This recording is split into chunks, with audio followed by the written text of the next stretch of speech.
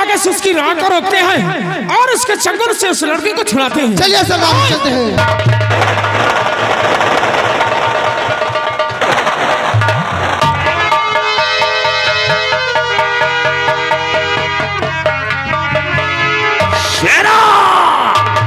जल्दी आओ, जल्दी आओ, हम उसका पीछा करें। छोड़ दे लड़की को, कर भला चाहता, छोड़ दे लड़की को।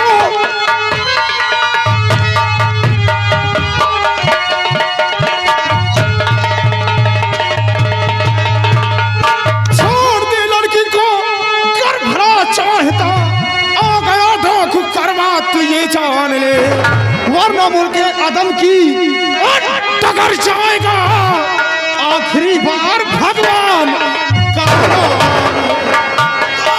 जो करे, छोटे मत बात करना पड़ी, वरना गुस्सा कहीं मेरे लग जाएगा। आगे पीछे न बिल्कुल विचारूं जरा, धर्मा मुल्क अदम तुझको पहुंच जाएगा।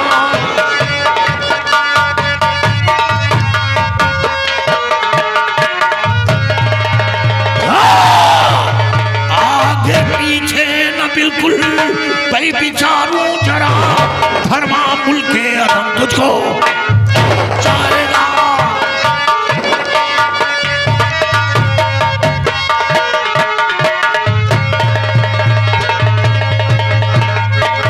हाँ कर्मा का धर्मा दिखाया नहीं, और कैसी जैसी चलाता जुबा, तेरा मेरा फैसला अब करेगा खुदा।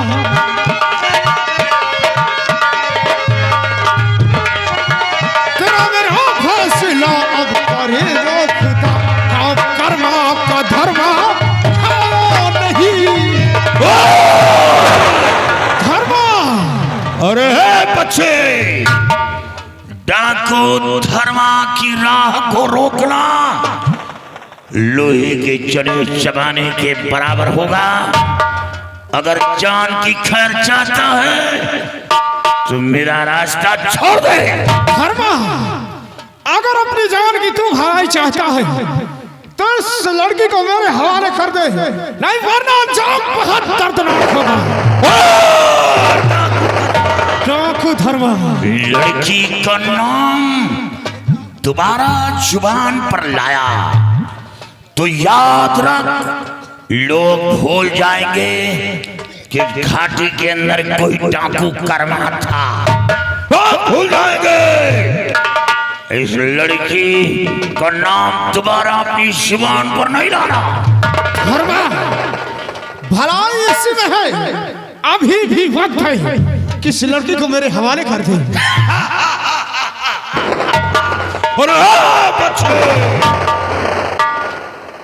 डाकू कर्मा, इस लड़की को हासिल करने के लिए डाकू धर्मा की लाश पर गुजरना होगा।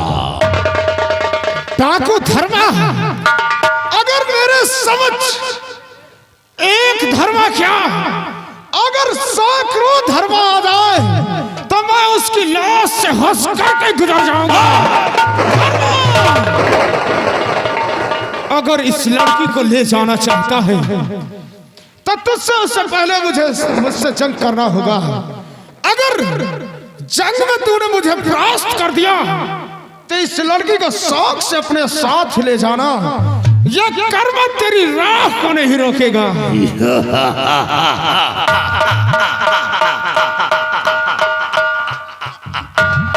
और बच्चे, तू हमें यही समझ कर ललकारा है, तेरी शर्त हमें मंजूर है। कर्मा और धर्मा के बीच होगा, लेकिन अपने इस साथी से बोल दे कि कोई चालाकी नहीं करेगा, नहीं अंजाम भयानक होगा। डाकू धर्मा ये कर्मा का साथी है, किसी पर धोखे से वार नहीं करेगा। ज्वाला जंग कर्म और धर्म के बीच होगा और धर्म पर धोखे से वार नहीं करना। नहीं मैं तुझे जिंदा नहीं छोड़ूंगा। लेकिन धर्मा तू भी अपने इस साथी से कह दे कि हमारे ऊपर धोखे से वार नहीं करेगा। नहीं वरना ये कर्मा के जिस्म में इतना बारूद बंधा है, इतना बारूद बंधा है।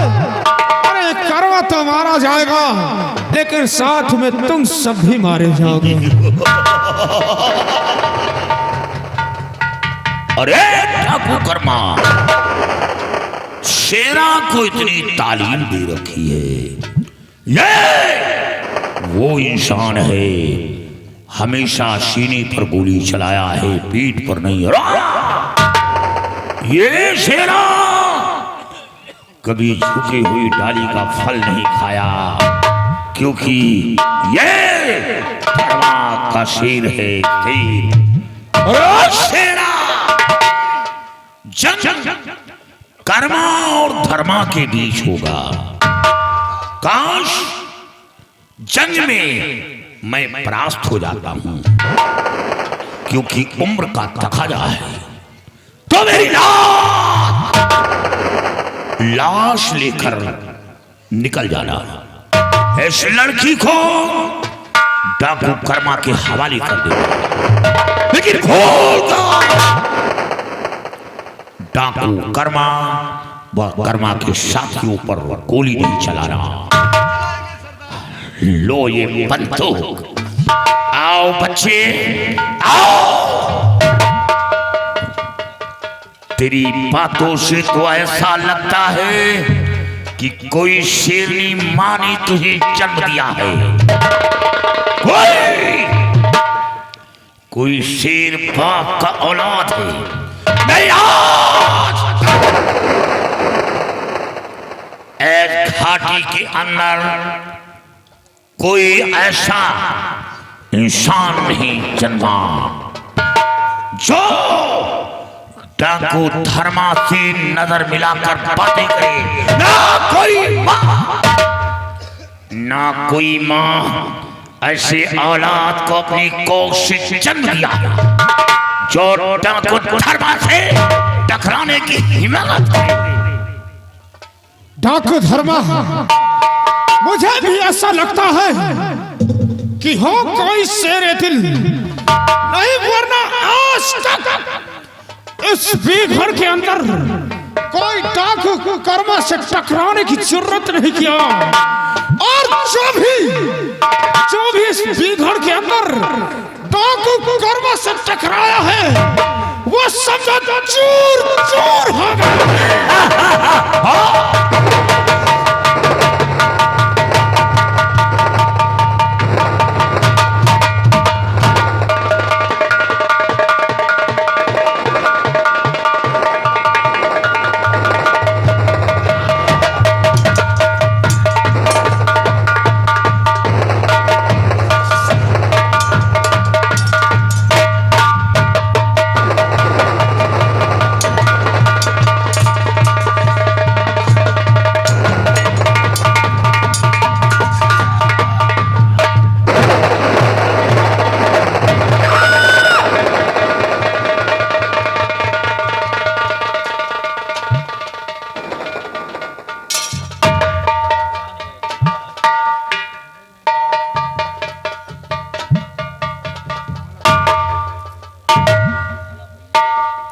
डाकू धर्मा, जब तूने मुझे जग में परास्त कर दिया है तो तेरे हाथ के कांप उठे, तेरे हाथ के रुक गए। मुझे मार दे, मैं खुद ही नहीं जीना चाहता। मार दे बच्चे, मौत तो निश्चित होना है, लेकिन मरने से पहले मेरे सवाल का जवाब दे कि तो पैदाइशी कर्मा है या जुल्म के कारण इस घाटी के अंदर कर्मा बना घूम रहा है। डाकू धर्मा,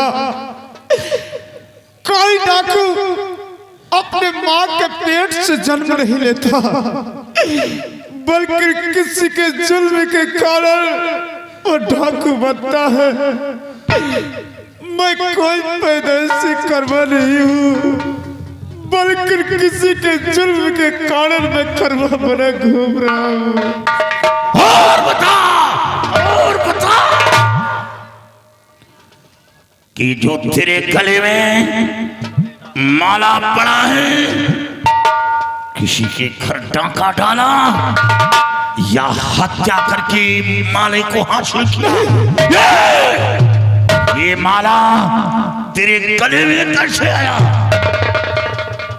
डाकू धर्मा, ना तो मैंने किसी के घर डाका डाला है और न ही किसी की हत्या किया है और न ही किसी के घर से लूटा है।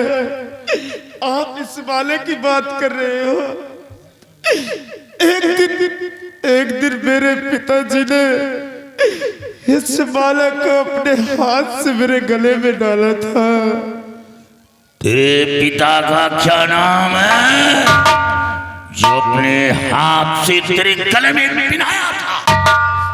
डाकू धर्मा, जिस वक्त मेरे पिताजी का नाम सुनोगे आपके पैरों के नीचे की जमीन खिसक जाएगी। क्या नाम है?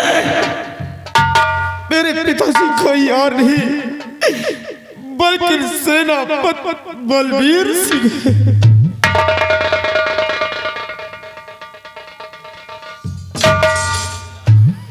डाकू धर्मा, आपके हाथों से शमशीर का छोड़ कर गिर पड़ी।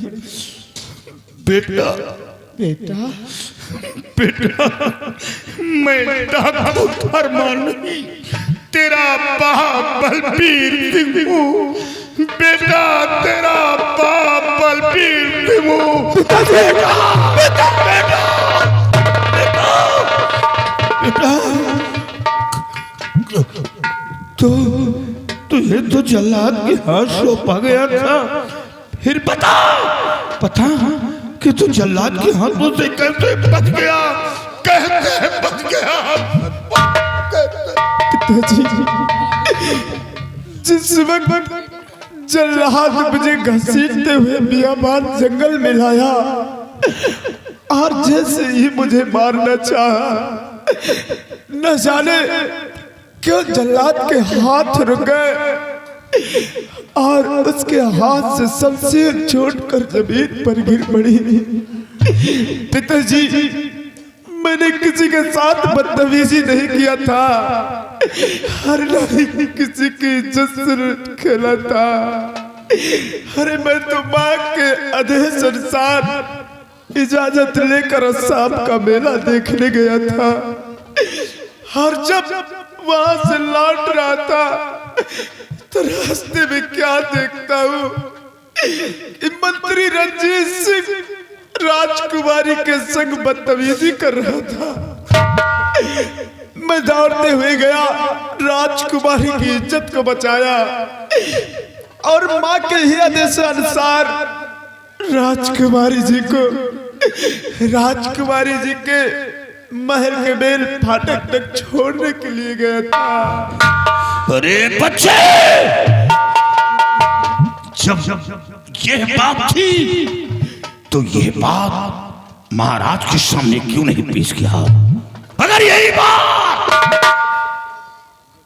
बात महाराज के सामने करता तो उस वक्त रंजीत सिंह मौजूद था, मैं उसे गिरफ्तार करवा लेता। पिताजी, उस वक्त आपको सब कुछ बताने ही वाला था, लेकिन जैसे ही बताना चाहा मंत्री रंजीत सिंह और वहां पर महाराज जी आ गए थे। महाराज के खौफ से, उनके डर से मेरी जुबान बंद हो गई थी। पिताजी, अपनी जुबान बंद करके अपने गले में फांसी का फंदा डलवा लिया। लेकिन क्या करता पिताजी, आपने तो उस दिन भरे रात दरबार अपना फर्ज पूरा किया था और आज क्या देख रहा हूँ, आपके बदन में एक काली वर्दी। अरे कहाँ गई वो आपकी खाकी वर्दी, कहाँ गई? बेटा अब मैं सेनापत नहीं रहा, वो वर्दी मेरे जिस्म से बहुत दूर हो गई। लेकिन क्या अब दुनिया की नजर में मैं एक बागी इंसान बन चुका हूं। बेटा जब तुझे जल्लाद के हाथ सौंपा गया तो बंगले पर पहुंचा, तेरी मां से बता रहा था कि अपना बेटा अब दुनिया में जिंदा नहीं है। तेरी मां सुनते ही वो तड़प उठी और आत्महत्या करने का फैसला ले लिया। तेरी मां को समझा रहा था तो देखता क्या हूं कि महाराज और मंत्री रणजीत सिंह दरबार के सिपाही बंगले को चारों तरफ से घेर लिया, हमें गिरफ्तार करवा लिया गया। महाराज से सवाल किया आखिर मेरा गुनाह क्या है, तो महाराज ने कहा मैंने तेरे बेटे को मौत की सजा दिया, अपने बेटे का गम बर्दाश्त नहीं कर सका, वही बदला मेरी बेटी से चुकाया। मेरी बेटी को हवेली से उठाकर ले गया और मार कर लाश दरिया में फेंक दिया। और जब रणजीत सिंह बचाने की कोशिश की तो रणजीत सिंह के पैर पर गोली चला दिया। बेटा मैंने किसी पर गोली नहीं चलाया, रणजीत गोली नहीं चलाया, राजकुमारी का मर्डर नहीं किया। ये झूठा इल्जाम लगाकर हमें जेल भिजवा दिया। बेटा ये तो धन भाग जेलर का, वो मुझ पर तरस खाया, हमें जेल से आजाद कर दिया। जेल से बाहर होने के बाद हमें कोई मार्ग नजर नहीं आया, भागकर शेरा के पास पहुंचा, सारी हकीकत बताया और फिर शेरा के साथ रहकर अपना नाम बलबीर सिंह से बदलकर डाकू धर्मा के नाम से प्रसिद्ध किया। लेकिन पिताजी आप हमें ये बतलाओ मेरी माँ के क्या समाचार है, मेरी माँ कैसी है पिताजी? बेटा माँ को पूछ मेरे पास, बेटा माँ को पूछ रहा है। बेटा जब हमें जेल हो गई, तेरी माँ बंगले में अकेली थी, ये रणजीत सिंह बंगले पर पहुंचा, तेरी माँ की इज्जत लूट लिया, फिर भी उसे सब्र ना हुआ, तेरी माँ का कत्ल कर दिया। अब तेरी माँ दुनिया में जिंदा नहीं है, वो मर चुकी है, मर चुकी। मंत्री रणजीत सिंह, ये तूने क्या किया कमीने? तूने मेरी माँ की अस्मत को लूट लिया, हर जब भी तेरे दिल को तसल्ली नहीं मिली तो मेरी माँ को जान से मार दिया। कमीने और हूँ मैं तेरे पास, मैं तुझे जिंदा नहीं छोड़ूंगा, मैं तुझे कुत्ते की बात मारूंगा मंत्री रणजीत।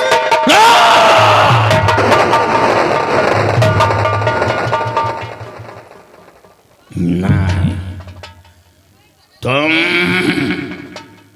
रंजीत को नहीं मारोगे, तुम रंजीत को नहीं मारोगे। रंजीत को मारने के लिए अभी ये बूढ़ा शेर काफी है, तुम नहीं मारोगे। वो मेरा शिकार है, मेरा, मैं उसे मारूंगा, उसने मेरी दुनिया उजाड़ी है, तुम नहीं मारोगे। लेकिन पिताजी मेरे लिए क्या हुक्म है? बेटा तेरे लिए बस यही एक काम है बेटा, ये लड़की कोई और नहीं, कौन है? ये महाराज की बेटी राजकुमारी दिशा है, जिसके खून के इल्जाम में हमें जेल भेजा गया था, ये बाबा कल्याणी मल के पास थी। वो बाबा नहीं रहा, वो शैतान बन चुका है। वो माँ काली का मंदिर, वो बहन बेटियों की इज्जत लूटने का अड्डा बना रखा है। और उसके पंजे से मैं इसे छुड़ा लिया और इसके सर पर जादू का असर है। ये अपने होश व हवास में नहीं, मैं इसे लेकर कल्याणी मल का पीछा किया था, क्योंकि कल्याणी मल के कब्जे में, उसके पंजे में एक अबला की जान है।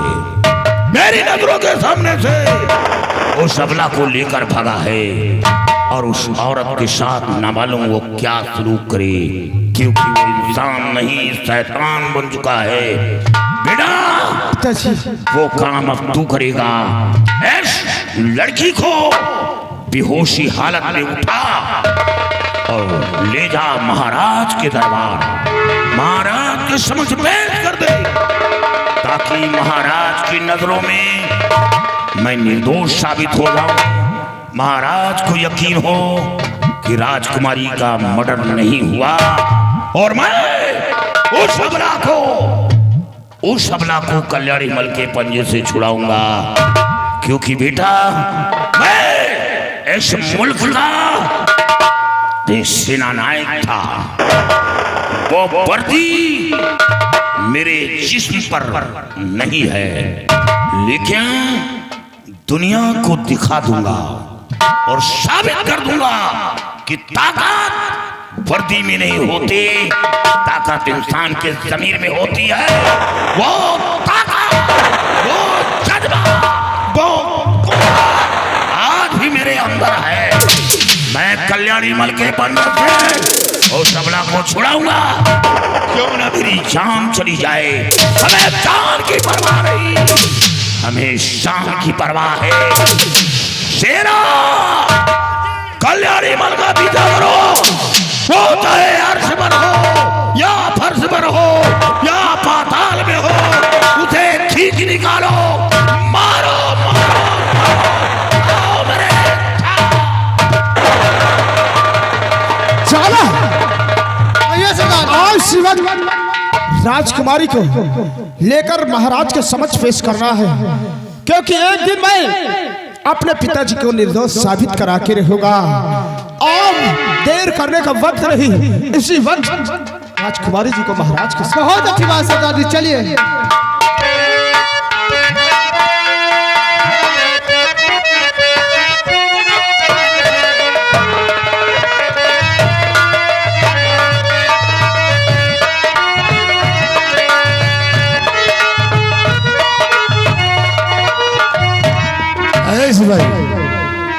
सिपाही सिपाही देखिए, आज बहुत खुशी का दिन आ गया हो। ऐसी खुशी इससे हमारे सारे रास्ते के रोड़े समाप्त हो गए। अब हमें करना क्या है और चलना कहाँ है? अब हमें चलना है सम्राट चंद्रमणि के पास और आज उससे राज रियासत व ताज और तख्त अपने नाम करवाना है। क्या तुम्हारे कहने से वो कर देंगे?